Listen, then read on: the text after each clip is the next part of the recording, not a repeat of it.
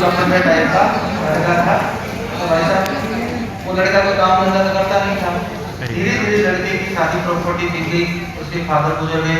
अब उसके परिवार में उसकी सिर्फ माँ है और कौन है, एक दीदी ब्याह हुआ ही नहीं।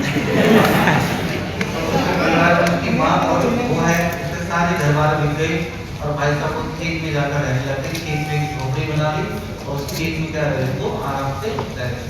कुछ दिनों बाद वो काम धंधा तो कुछ करता नहीं था, तो धीरे धीरे हुआ कि वो बंद से बदतर स्थिति में हो गया। अब उसकी माँ खेतों में कुछ जाती लकड़ियाँ वगैरह चुन के लाते, उससे खाना बना बन जाता। धीरे धीरे जो सामान्य चीजें थी वो खत्म होने लगती।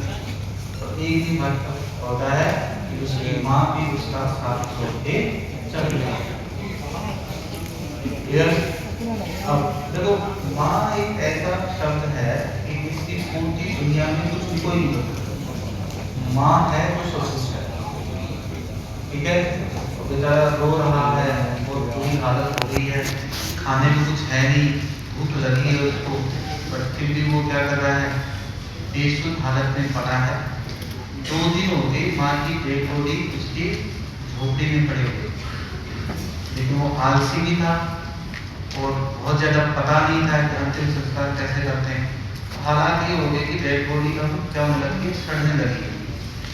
इतनी देर में बाहर का मौसम क्या होता है, खराब होता है, और खराब होता है तो वो मतलब लड़के को चिंता होती है कि मैं भी क्या करना चाहिए, डेड बॉडी का अंतिम संस्कार करना चाहिए। ऐसा करता है, सोच रहा होता है। तो बरसात शुरू हो जाती है, बरसात रुक जाती, जंगल में जाता है, जंगल में जाकर वो लकड़ियाँ काटता है, सूख।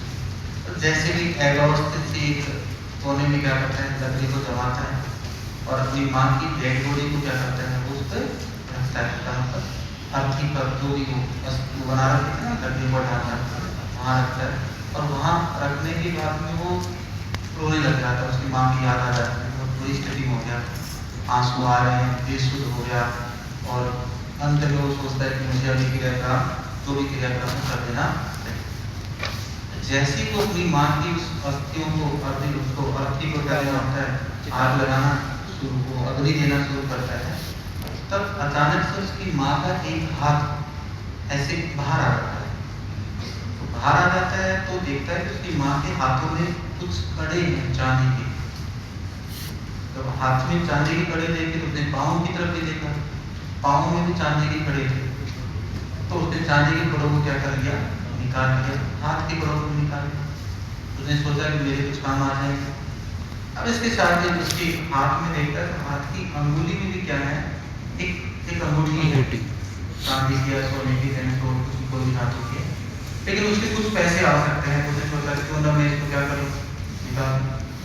तो वो ऐसा सोच रहा होता है कि यार मुझे ये निकाल लेनी चाहिए ताकि मेरे कुछ आर्थिक स्थिति और जैसी मदद हो सके। लेकिन वो जैसे अंगूठी निकालने की कोशिश करता है तो डेड बॉडी के अंदर सूझ जाता है। सूझते तो उसकी वो अंगुली सूझ गई थी, वो निकालने की कोशिश करता है लेकिन वो निकलती नहीं। अब निकलते नहीं है तो दिक्कत क्या होती है।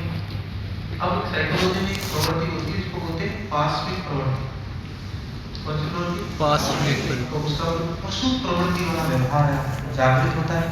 और उस साइड में क्या पड़ी है, उधारी पड़ी है, अपनी मम्मी को अंगुली को पकड़ता है और कट के कट करता है, और कट करके और अंगुली सहित अंगूठी को ले जाकर अपने कमरे में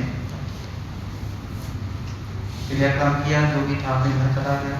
घर जाने के बाद वो रात को सो रहा है तो 2 दिन बाद हल्का सा क्या होता है, गेट पर कोई आवाज़ होती है।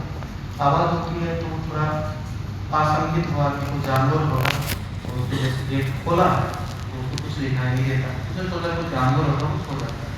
फिर क्या होता है, जैसे सोने को होता है तुरंत क्या होता है, फिर से आवाज़ होती है, और आवाज़ होती है तो फिर वो फिर गेट खोलता है, लेकिन गेट पर कोई नहीं। ऐसा 3-4 बार हुआ।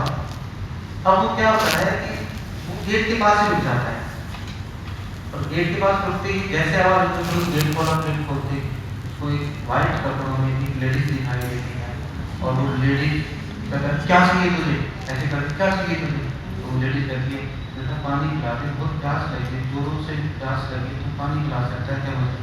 ठीक है रुको मैं लेके आ रहा हूँ। तो जैसे ही वो पानी पिला के देता है और जैसे उसने किया तो वो हाथ उसकी तरफ ऐसे बढ़ता है। अब वो लड़का थोड़ा डरा और फिर जैसे वो हाथ देखता है तो उसके हाथ की एक अंगुली क्या है, लड़का पूछता है धीरे से, इसके अंदर